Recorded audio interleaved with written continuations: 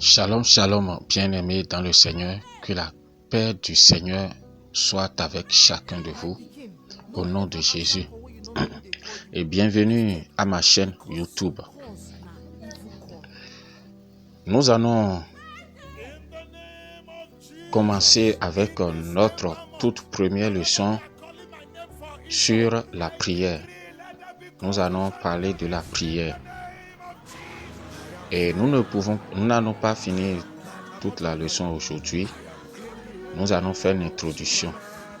Et vous devez connaître, avant d'aborder ce thème, vous devez connaître d'abord ce que c'est que la prière. C'est quoi la prière? C'est quoi la prière? Qu'est-ce que la prière? La prière est le fait de communiquer avec Dieu. Prier, c'est parler avec Dieu. Moïse donne l'un des plus remarquables exemples de prière de l'Ancien Testament. Sous le poids de l'immense responsabilité qui reposait sur lui, il entrait dans la tente d'assignation pour parler avec lui, comme l'a dit Nombre chapitre 7, verset 89. Loin de la poussière du désert et des brouhahas du camp, il pénétrait dans le silence du sanctuaire. Tout d'abord, il entendait la voix qui lui parlait de dessus le propitiatoire. Puis, il lui parlait. Il parlait à qui? À Dieu. D'abord, écouter, ensuite parler. L'Éternel parlait à Moïse face à face comme un homme parle avec son ami. Selon Exode chapitre 33, verset 11. Le chrétien jouit d'un privilège encore plus grand. Il communique avec Dieu, non seulement avec son ami, mais il écoute et lui parle comme à son père.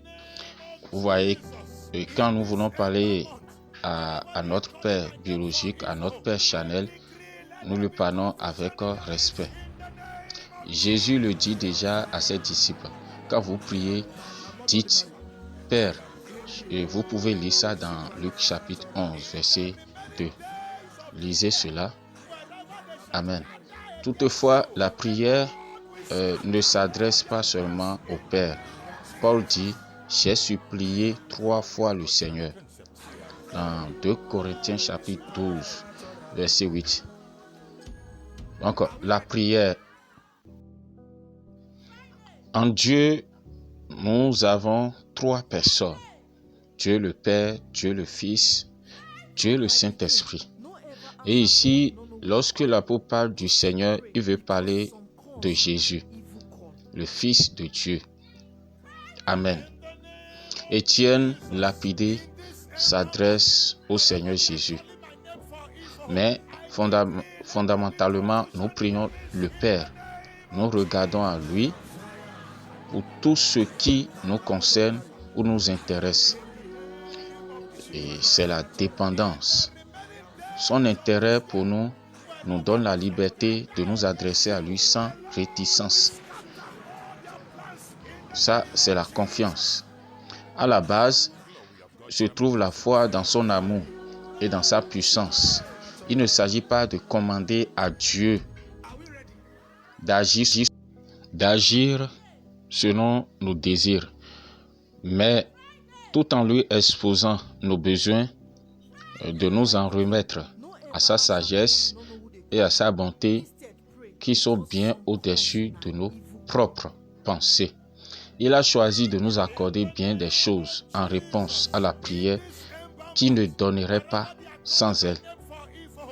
Et dans Jacques chapitre 4, verset 2, la Bible dit, « Vous n'avez pas parce que vous ne demandez pas. »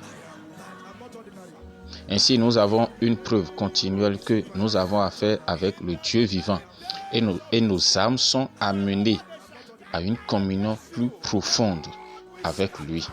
Bien-aimés dans le Seigneur, nous allons nous arrêter là pour aujourd'hui et nous allons commencer et continuer toujours sur le même thème la prochaine séance. Que Dieu vous bénisse.